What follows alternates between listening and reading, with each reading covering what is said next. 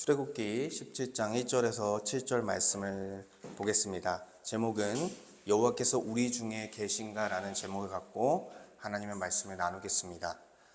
인생에 큰 위기가 왔을 때 예수를 믿지 않는 분들뿐만 아니라 예수를 믿는 신자들도 크게 요동하고 흔들리게 됩니다. 아무래도 우리 신자들도 인간이고요. 그리고 인간의 한계를 갖고 있는 죄인입니다. 그렇기 때문에 큰 위기를 만나게 되면 우리는 이런 고백을 할 때가 있다라는 거예요. 하나님 도대체 어디 계십니까? 하나님 저와 함께 계신 것이 맞습니까? 그런데 왜 이런 위기에서 저를 건져내지 않으십니까? 이런 고백을 하며 원망과 불평을 넘어서요. 하나님께서 자신과 함께 계신지, 나와 함께 하고 있는지에 대한 의심을 품을 때가 있다라는 것입니다. 그런데 이 하나님의 존재에 대한 의심은요, 고난 앞에 불평하고 원망하는 것을 넘어서서 더 심각한 영적인 침체라는 사실을 우리는 알아야 한다는 거예요. 그래서 하나님의 존재에 대한 의심에 그런 기준을 부여한 주체가 누구냐 했을 때 그것은 바로 자신이라는 거죠. 자신의 어떤 스스로의 판단과 기준을 가지고 하나님이 정말 나와 함께 계신 것인가 의심하고 그 안에서 좌절하고 있기 때문입니다. 그래서 이러한 우리의 잘못된 믿음의 태도는요, 자신의 문제가 해결되지 않으면 하나님이 필요 없는 존재처럼 여기는 태도라고 할 수 있어요. 그러니까 마치 하나님께서 내 문제를 해결해 주실 때만 참된 하나님이 될 수 있고, 그렇지 않으면 나의 신이 될 수 없는 것처럼 그런 태도를 갖고 있는 것과 같다라는 것입니다. 그래서 내 문제가 해결되지 않았으니, 우리가 신앙생활 하면서 내 문제가 해결되지 않았으니 하나님이 계신가 의심하면서 하나님은 없구나, 하나님은 계시지 않는구나, 감정적으로 요동하며 이런 고백을 내뱉을 때가 있다라는 것입니다. 이것이 우리의 믿음의 그런 연약한 모습이라는 거예요. 그래서 이것은요, 하나님의 뜻보다 자신의 뜻을 앞세우고 하나님의 기준과 판단보다 자신의 기준과 판단을 앞세워서 하나님이 계신지 안 계신지를 판단하는 그런 교만한 모습이라고 할 수 있습니다. 나 중심적인 사고를 가지고 하나님의 주권을 침범하며 묵묵히 기다리며 주님을 따르는 모습이 아니라 주님을 이용하는 도구로서, 나에게 복을 주는 그 정도의 신으로서 전락시키는 그런 불신앙이다라고 할 수 있는 것입니다. 하나님은요, 우리의 소원만을 이뤄주시는 요술램프 지니와 같은 분이 아니라는 것입니다. 우리의 소원을, 우리의 문제만을 해결하기 위한 그런 존재가 아니라는 거예요. 그래서 우리에게 위기가 찾아오고 그 위기가 해결되지 않으면 하나님이 없는 것입니까? 여러분 생각해 봐야 됩니다. 하나님이 없는 것입니까? 하나님이 우리를 떠난 것입니까? 문제가 그대로 있다고 해서 하나님이 우리를 떠난 것입니까? 우리가 만약 그렇게 생각하고 있다면 우리는 아직도 성경을, 하나님의 말씀을, 하나님의 은혜를 잘 모르고 있는 것입니다. 어리석은 것이고 교만한 것입니다. 그래서 오늘 본문은요, 물이 없자 하나님이 정말 계신지를 시험했던 이스라엘 백성들에게 하나님께서 모세에게 명하여 반석을 치고 물을 내십을 통해 여전히 이스라엘 백성들과 함께 있다라는 것을 다시 확신시켜주고 그것을 드러내는 사건이다라고 할 수 있습니다. 그러니까 그들은요, 위기 앞에서 하나님에 대한 신뢰를 잃어버렸다라는 거예요. 그리고 하나님께서 하나님께서 우리 가운데 거하시는지, 우리 가운데 함께 하시는지를 의심했다라는 것입니다. 하지만 하나님은 말씀을 통해 자신이 그들 가운데 거하며 여전히 임재하고 계시다라는 것을 선포하고 있습니다. 그리고 그들의 흔들리는 믿음을요, 다시 세우고 있는 거예요. 오늘 본문을 통해서. 이처럼 우리 역시 연약한 믿음을 가지고 있을 때가 있습니다. 그래서 자신의 형편이나 어떤 감정에 따라 쉽게 하나님을 판단하고 하나님께서 정말 내 삶 가운데 함께 하신 것인가, 나와 동행하고 계신 것인가, 나의 삶 가운데 거하시며 임재하시는 것인가를 의심할 때가 많다라는 거예요. 그러나 하나님께서 오늘 본문을 통해 우리에게 주시고자 하는 메시지는 뭐냐면, 하나님께서 우리와 어떤 상황이나 처지를 뛰어넘어 함께 계시다라는 것입니다. 그리고 그것을 신뢰하고 확신하라는 거예요. 그래서 오늘 이 말씀을 통해서 하나님께서 어떤 상황과 처지와 상관없이 우리와 함께 하신다는 사실을 확신하시기를 원합니다. 여러분 모두가, 저와 여러분 모두가 그것을 확신하시길 원합니다. 첫째로 1절에서 3절은 백성들은 마실 물이 없자 여호와를 시험한다라는 그런 내용입니다. 이스라엘 자손들은요, 지금 신광야를 거쳤죠. 신광야를 거치면서 만나와 메추라기라는 불평과 원망에도 불구하고 하나님께서는 그들에게 생명을 줄 수 있는 만나와 메추라기를 더해 주셨고 그 은혜를 경험했습니다. 그래서 하나님의 명령을 따라서 이 신광야에서 벗어나서 르비딤이라는 곳까지 이동하게 되었다라는 거예요. 지도에 보면 잘 보이실지 모르겠는데 어쨌든 이 마라와 엘름이 지나서 신광야를 지나서 이제 르비딤이라는 곳까지 나아가게 된 것입니다. 그래서 이 곳까지 갔고 여기서 장막을 쳤습니다. 하나님께서 인도하셨으니까 여기서 이제 머물고 있는 것이죠. 근데 15장에서 마라에서 물을 구하지 못했던 것처럼 이 17장에서도 어떤 일이 일어났습니까? 먹을 물을 구하지 못하는 큰 위기가 닥친 거예요. 여러분 광야가 어떤 곳입니까? 사막이죠. 예. 먹을 것이 없는 그리고 물도 없는 그런 곳에서 그 더운 곳에서 물이 없다라는 것은 엄청난 위협입니다. 그러니까 또 위기가 찾아왔다는 거예요. 근데 백성들은 좀 기다렸으면 좋았을 텐데 물을 찾지 못함으로 여호와께서 세우신 지도자 모세와 다투었다라고 2절에 기록하고 있습니다. 다투며 모세에게 말했습니다. 우리에게 물을 주어 마시게 하라.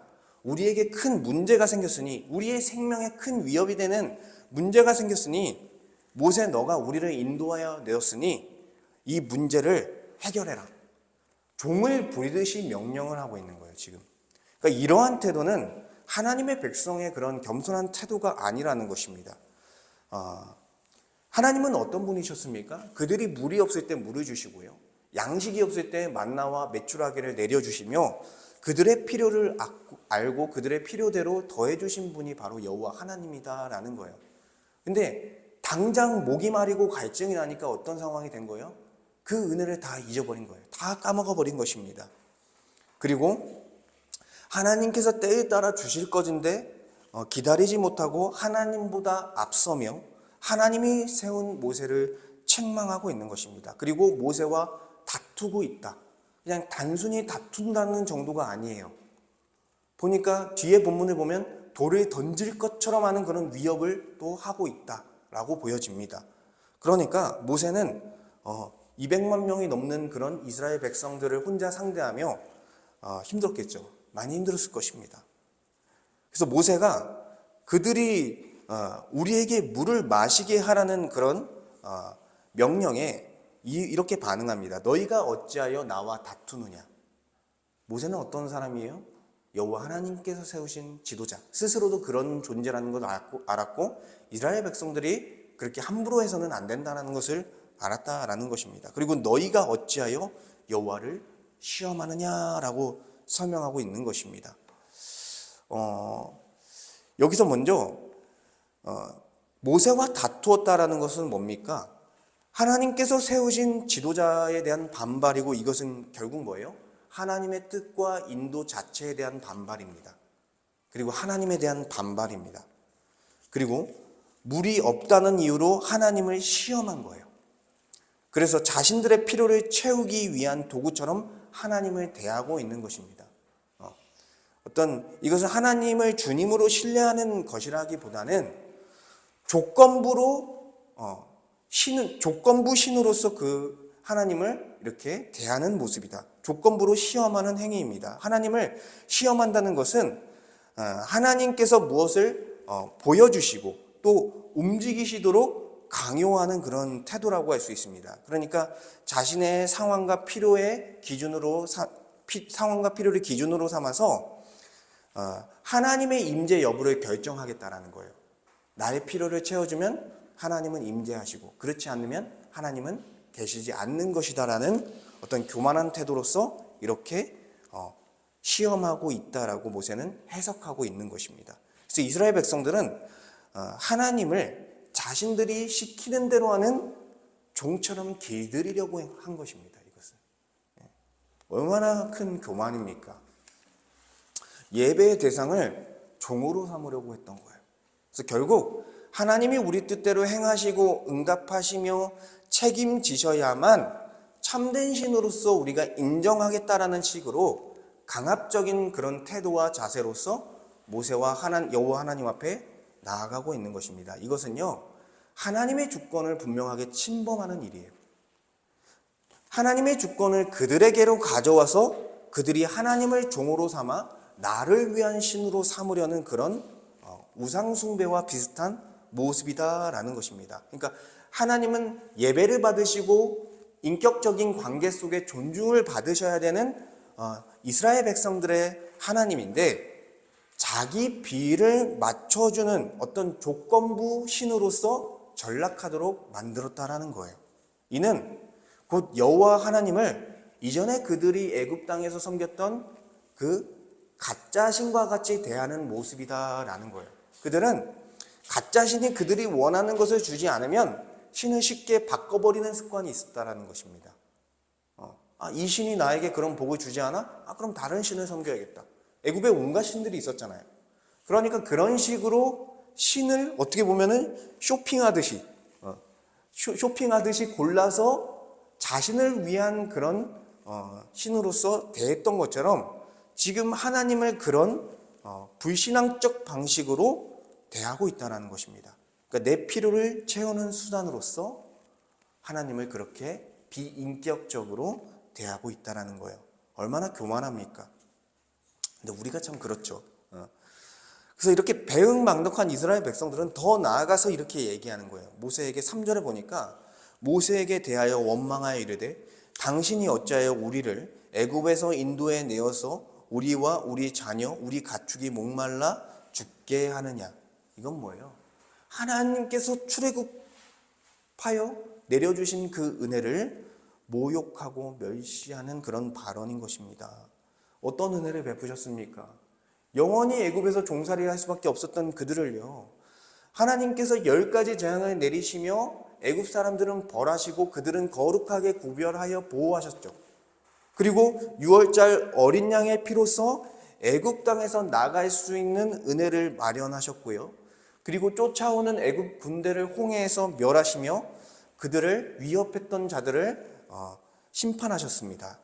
그리고 척박한 광야에서도 물을 내시고요, 만나와 메추라기를 매일같이 부어주심을 통해 그들이 상상할 수 없는 초월적인 방법으로서 척박한 광야에서도 먹이시고 보호하시고 인도해 주시는 은혜를 베풀었다라는 거예요.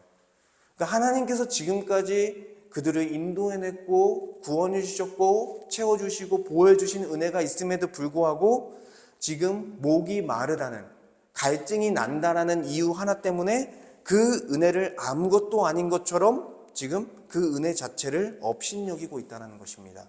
그러니까 하나님 자체를, 여호와 하나님 자체를 업신여기고 있다라고 할 수 있는 것이죠. 그래서 하나님은요, 결국 이 본문을 통해서 하나님은 하나님이 계신지를 시험하는 그 교만을 범하지 않길 바라신다라는 거예요. 좀 더 말해보자면, 그러니까 우리는요, 하나님을 어떤 조건적인 신으로서 전락시키는 그 불신앙을 행하면 안 된다는 것입니다. 그러니까 나의 어떤 필요를 채워줘야만 나의 신이 된다라는 그런 조건부 신이라는 그런 불신앙을 범해선 안 된다라는 것입니다. 그래서 이스라엘 백성들이 물이 없자 하나님이 계신지를 따지기 이제 시작했죠.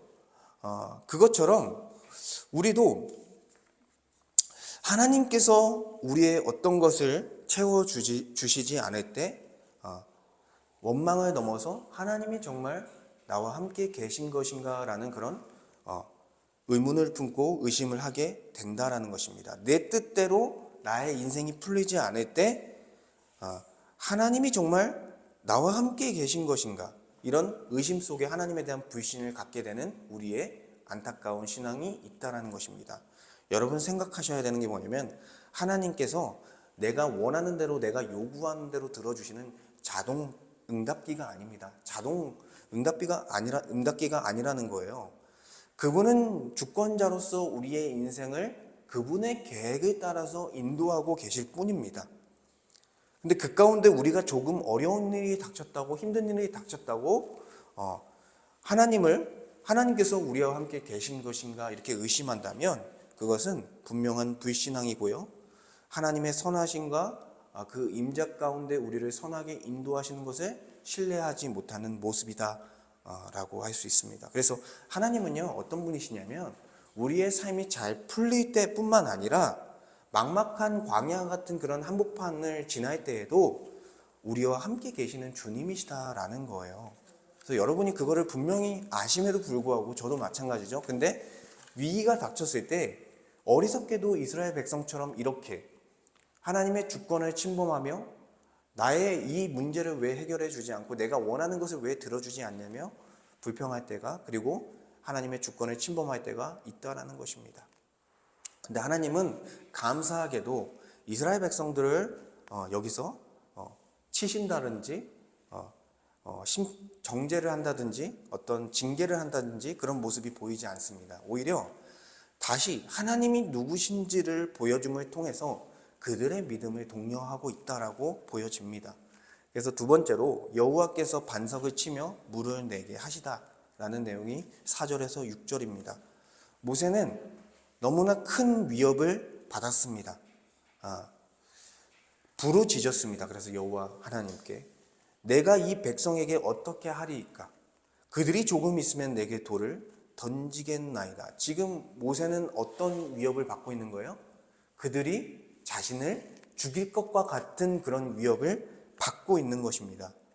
돌처럼 친다라는 것은 그냥 요구하는 게 아니라 협박이고 어떤 아주 강한 위협을 하고 있는 것이죠. 그러니까 이스라엘 백성들은 정상적인 판단에서 이미 벗어난 거예요. 폭력적이고 강압적인 태도로서 하나님이 세우신 모세를 지금 압박하고 있는 것입니다. 그래서 여호와 하나님께서는 모세의 부르짐을 들으사 어떻게 할지를 알려주십니다. 이스라엘의 장로들을 데리고, 이스라엘 백성들에게는 장로들은 어떤 사람들입니까? 그들을 대표하는, 그렇죠? 그들을 대표하는 사람들을 불러가지고 나일강에 치던 내 지팡이, 모세의 지팡이를 가지고 그 호렙산에 있는 반석을 치면은 물을 내가 낼 것이다. 그리고 그 물을 이스라엘 백성에게 먹게 할 것이다 라고 하나님께서 말씀하셨다라는 거예요. 하나님 참 감사해요. 노하기를 더디하시고요, 겸손하지 않은 이스라엘 백성들, 교만한 이스라엘 백성들을 바로 징계하지 않고 그들의 태도와 상관없이 은혜를 베풀어 주셨습니다. 왜 이런 은혜를 베풀어 주셨을까요? 구약에서 시편 105편 41절과 42절을 보면 하나님께서 감사하게 그 답을 주시는데, 제가 한번 말씀드리면 반석을 여신즉 물이 흘러나와 마른 땅에 강같이 흘렀으니 이는 그의 거룩한 말씀과 그의 종 아브라함을 기억하셨음이로다. 그러니까 반석에 물을 내신 이유는 뭐냐면 이스라엘 백성들이 이뻐서가 아니라, 그들이 하나님의 말씀에 순종해서가 아니라 아브라함 그를 기억해서, 즉 뭐예요?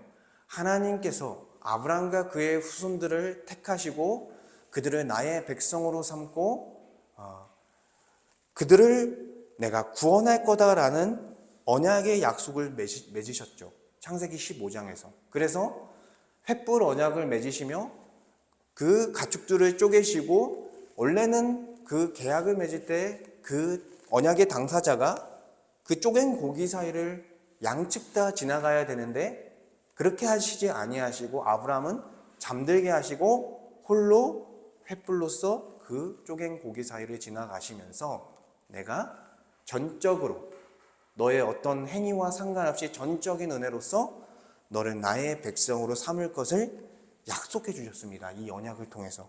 그렇기 때문에 그 언약의 의무에 따라서 이들이 하나님에 대한 불신앙적 태도를 갖고 있음에도 불구하고 그 언약을 기억하사 지금 하나님께서 다시 그들의 믿음을 독려하기 위해서 반석에서 물을 내시고 있다는 것입니다. 참 감사한 일이죠. 근데 이 반석에 지팡이를 쳐서 물을 내는 것은요,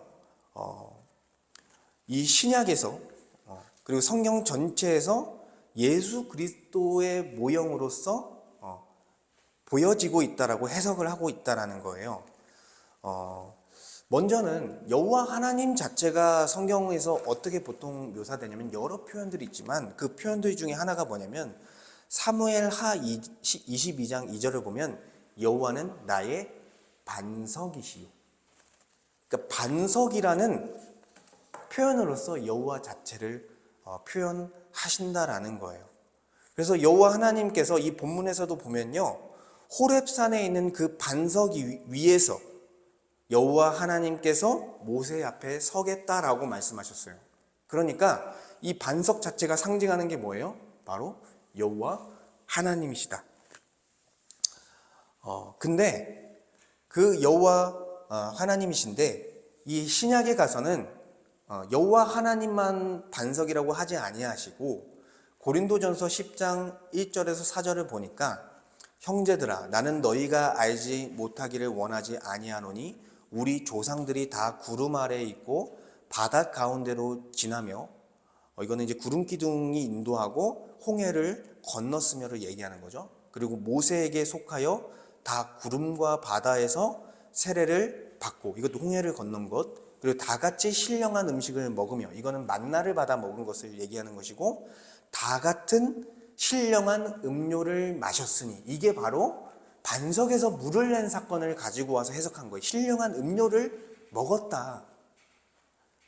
인간이 상상할 수 없는 초월적인 방법으로 물을 먹이신 거예요. 이는 그들을 따르는 신령한 반석으로부터 마셨음에. 그러니까 신령한 반석이라고 표현하는 거예요. 그 반석에게. 근데 그 반석이 곧 그리스도시라라고 기록되어 있습니다. 그러니까 구약에서는 반석을 뭐라고 표현해요? 여호와 하나님. 신약에서 가서는 그의 아들 예수 그리스도를 반석이라고 표현하고 있다라는 것입니다. 근데 그 반석을 뭘로 쳐라? 네 지팡이로 치는데 그 네 지팡이가 뭐냐면 나일강에 치던 지팡이다라고 얘기할 수 있어요. 여기서 기록되어 있습니다. 근데 이 지팡이는 어떤 도구냐면 하나님의 공의를 실현하는 도구예요.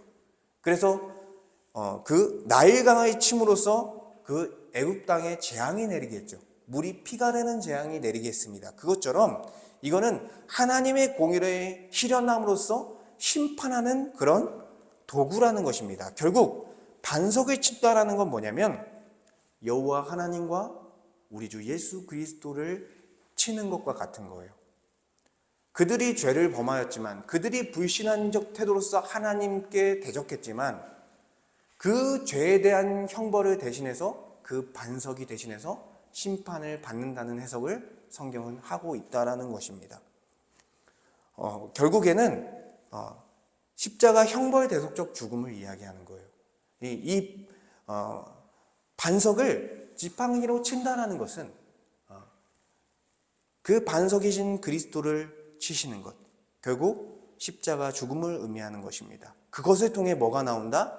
생수가 나온다라는 거예요. 그래서 이 생수가 또 상징하는 바가 있는데 요한복음 7장 37절에서 38절을 보면 예수께서 서서 외쳐 이르시되 누구든지 목마르거든 내게로 와서 마시라. 나를 믿는 자는 성경의 이름과 같이 그 배에서 생수의 강이 흘러나오리라. 그러니까 생수의 강이 흘러나오리라. 그러니까 어떻게 보면은 이제 영생을 표현하기도 하고요. 그리고 이어서 또 설명하기로 이 생수는요. 이는 그를 믿는 자들이 받을 성령을 가리켜 말씀하신 것이라. 그러니까 결국 이 물이 궁극적으로 상징하는 건 뭐냐면 그리스도께서 믿는 자들에게 부어주시는 그리스도의 영 성령이라는 거예요.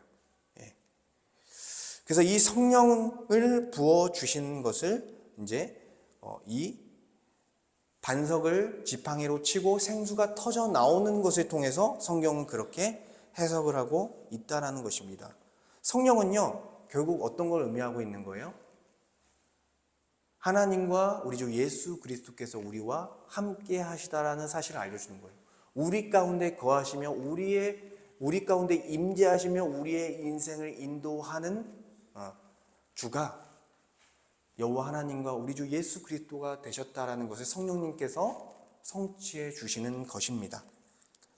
결국에는 반석을 지팡이로 쳐 물을 내신 사건은 예수 그리스도가 우리를 대신해서 죽으시고 그를 믿는 자들에게 성령을 보내셔서 생명을 주시는 은혜의 예표다라고 할 수 있는 거예요. 그래서 성령은 하나님의 임재를 명확하게 보여주는 것입니다. 그래서 하나님께서 우리 가운데 거하신다는 사실, 그러니까 하나님께서 우리와 영원히 함께하며 우리의 길을 인도하고 계시다는 사실을 성령을 통해 보여주신다라는 거예요. 그래서 이스라엘 백성에게 반석에서 물을 내시며 하나님이 여전히 계시다는 사실을 알려준 것처럼 성령의 내주하심은 성령께서 우리 가운데 거하신다는 것은 하나님께서 여전히 우리 가운데 거하시며 임재하시고 계시다는 사실을 알려준다라는 거예요. 여러분, 우리는 힘든 현실 속에 하나님이 없는 것처럼, 하나님이 돌보시지 않는 것처럼 느끼면서 살아갈 때가 있다는 거예요. 근데 그때 하나님께서 말씀하시는 게 뭐냐면 너희 안에 내주하고 계신 성령님을 발견하라는 것입니다. 성령께서는 하나님의 말씀을 생각나게 하십니다. 성령께서 하시는 역할 중에 하나가 말씀을 가르쳐 주는 거예요. 그리고 말씀대로 살 수 있도록 우리를 인도해 주시는 거예요. 그러니까 우리가 하나님이 없는 것처럼 느껴진다 할지라도 성령님이 계시다는 증거는 뭐예요?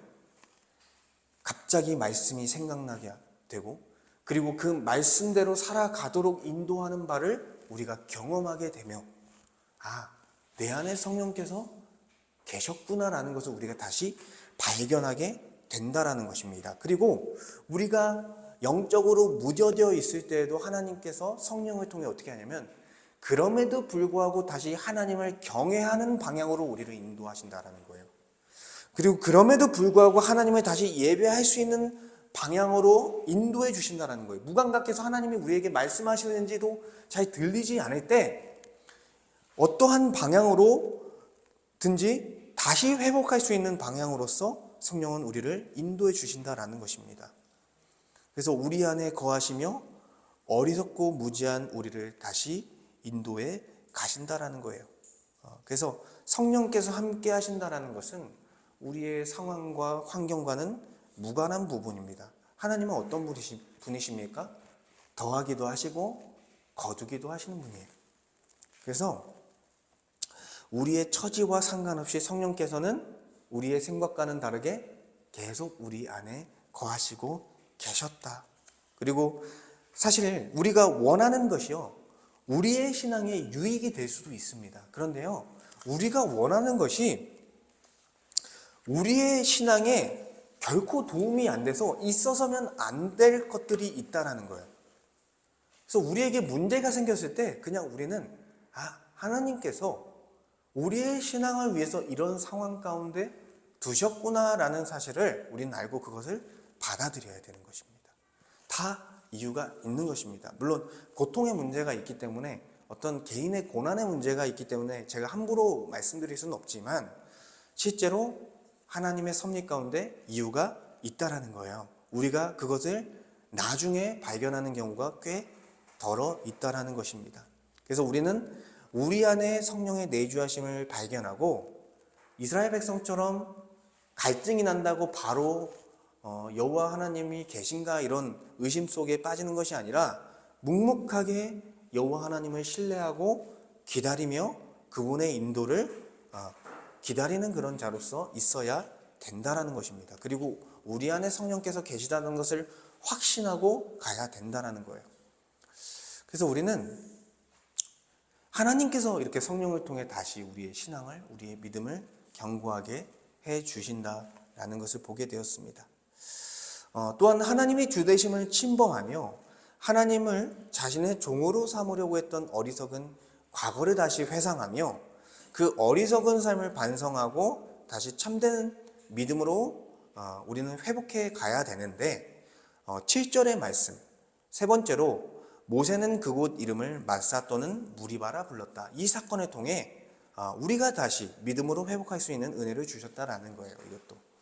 그래서 7절 그가 그곳 이름을 마사 또는 무리바라 불렀으니, 그러니까 모세가 이 사건이 일어난 이후에 마사, 르비딤을 마사 또는 무리바라 불렀다라는 거예요. 근데 마사라는 게 어떤 뜻이냐면 시험하는 곳, 시험했던 곳이라는 거예요. 이스라엘 백성이 여호와 하나님을 시험하던 곳. 그리고 무리바라는 것은 불평하던 곳. 그리고 이것을 통해서 이스라엘 백성들이 교만하게 하나님을 시험하고 하나님께 불평을 쏟아냈던 것을 이 지명을 바꿈을 통해서 기억하게 하는 거예요. 이스라엘 백성들에게. 그래서 이렇게 이름을 바꾼 것은 이어서 보니까 이는 이스라엘 자손이 다투었으며 또 그들이 여호와를 시험하여 이르기를 여호와께서 우리 중에 계신가 안 계신가 하였음이더라. 이것은 결국 모세 그리고 여호와와 다투었다. 그러니까 모세, 하나님이 세우신 지도자, 그리고 결국에는 여호와, 하나님과 싸웠던 거예요. 하나님을 대적한 모습인 거고, 여호와를 우리 중에 계신가 안 계신가 시험했다. 누가 주체가 돼서?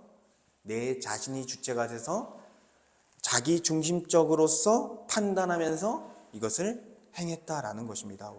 근데 결국 어쨌든 모세가 그곳 이름을 마사, 시험하는 곳, 시험하던 곳, 그리고 무리바, 불평하던 곳으로 불렀던 이유는 뭐냐면 이스라엘 백성들이 그들의 교만한 과거, 교만한 과거를 기억하고 그때의 불행한 삶을 묵상하면서 계속해서 겸손할 수 있도록 하기 위함이다라는 거예요. 그래서 교만 가운데 여호와 하나님을 조건부 신으로서 취급하며 자신의 원하는 것을 해결해주면 자신의 신으로 인정하고, 그렇지 않으면 하나님이 계신지 시험하는 이스라엘의 백성들의 과오를 이 마사와 무리바라는 지명이 다시 기억하게 하고 있다라는 거예요. 그러니까 마사와 무리바는 과거에 우리의 불순종했던 그 신앙을 다시 보게 하는 신앙의 이정표와 같은 것입니다. 그러니까 신앙의 방향을 다시 되돌아보게 하는 그런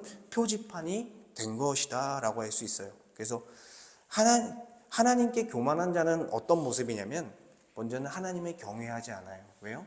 하나님을 두려워하지 않습니다. 하나님을 주로 인정하지 않습니다. 그럼 어떻게 됩니까? 하나님을 예배하지 않습니다. 하나님을 예배하지 않기 때문에 하나님을 의지하지 않습니다. 그리고 내가 가진 힘을 가지고 살아가려고 합니다. 그렇기 때문에 기도하지 않습니다. 자신의 뜻대로 자신의 힘으로 살아가려 하기 때문에 삶에 대한 무게는 더 크게 부여될 수밖에 없는 거예요. 그전에는 주님을 의지하며 살아갔기 때문에 어떻게든 그 길을 갔는데 이제는 그 모든 무게를 자기가 지고 가게 되는 거예요. 그리고 그렇기 때문에 어떤 현상이 일어납니까? 마음의 번민과 염려와 불안 증세가 일어나게 되는 거예요. 이스라엘 백성도 그랬을 것입니다. 여러분도요, 힘든 일을 겪었을 때가 있었을 것입니다. 그리고 하나님이 정말 계신 것인가? 하나님이 정말 나와 함께하고 계신 것인가? 이런 의심 속에 하나님에 대한 신뢰를 저버리고 스스로 판단하며 교만하며 하나님을 의지하지 않고 나 중심적으로 분을 내고 염려하며 자신의 힘으로 살아가려고 발버둥쳤던 그런 시기가, 그런 과거가 있었을 것입니다. 그런 어리석은 과오들이 있었을 것입니다. 이것은요, 우리가 하나님께 신앙의 오만함을 행했던 그런 모습을 다시 기억하게 하는, 그러니까 마사와 무리바의 이름처럼 우리가 교만하게 행했던 과거를 다시 한번 생각하게 하는 그런 이정표가 된다라는 거예요. 그러니까 우리의 과오가, 우리의 불신앙이 있었던 그 사건, 여러분들의 그 사건이 있을 거예요. 그렇죠? 여러분들의 사건이 있을 거예요. 그 불신앙의 사건. 근데 그게요, 다시 회상해 보면 되게 괴롭습니다. 그 불신앙의 사건이. 근데 그것을 통해서 우리는 다시 어떻게 생각하게 되냐면, 다시는 그렇게 살면 안 되겠다라는 생각을 하게 된다라는 거예요. 다시는 그렇게 교만하게 행하면 안 되겠다.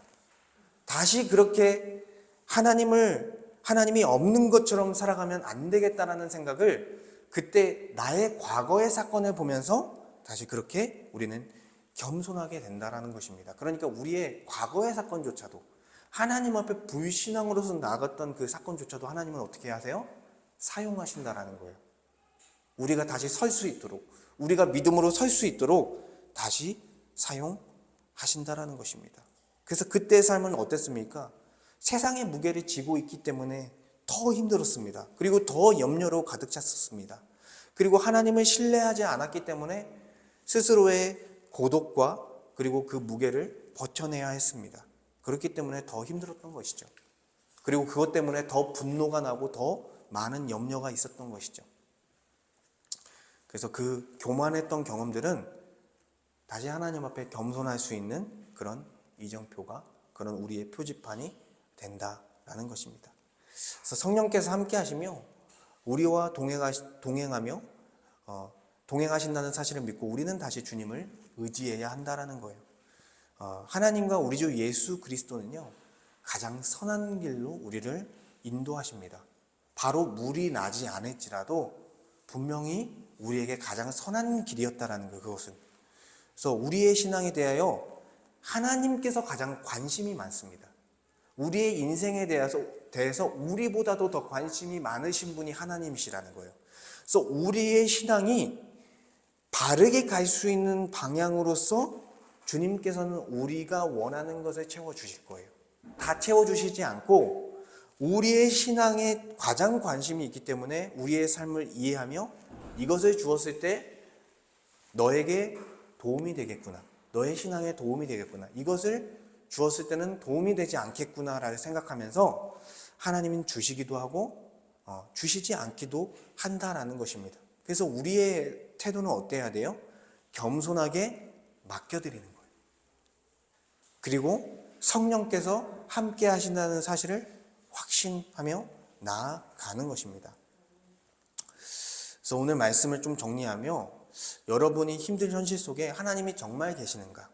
하나님이 나와 함께 계시는가? 그런데 왜 내가 원하는 것을 들어주시 않으시는가 하며 탄식할 수 있습니다. 그리고 하나님의 임재에 대해서 의심할 수 있습니다. 이것은요, 제가 아까 말씀드렸지만 영적으로 매우 침체된 교만한 상태다라고 할 수 있습니다. 그렇게 기억하셔야 돼요. 그래서 하나님께서 계신가라는 의심하는 것은, 계신가라고 이렇게 의심하는 것은 결국 자기 중심적 판단에서 비롯된 것이다. 그것을 다시, 그렇게 침체된 우리를 다시 일으키시기 위해서 하나님은 예수 그리스도의 십자가 죽음, 그리고 그를 믿는 자들에게 성령을 보내주시며 성령의 내주하심을 다시 발견하게 하며 하나님께서 나의 인생 가운데, 내 영혼 가운데 떠나시지 아니하셨구나라는 것을 다시 발견하게 하시고 하나님의 임재에 대한 확신으로서 회복시켜 주신다라는 거예요. 그래서 우리는 성령께서 우리와 함께 하신다라는 사실을 민감하게, 영적으로 민감하게 반응하며 우리는 가야 되는 것입니다. 늘 주님께서 우리와 동행하고 있구나.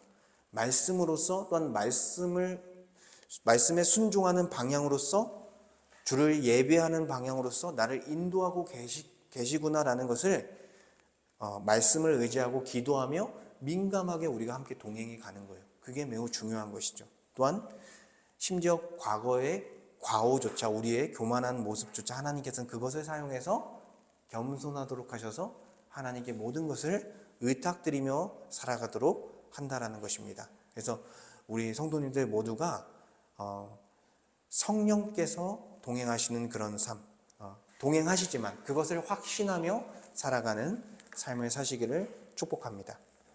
우리 함께 말씀을 가지고 기도하겠습니다.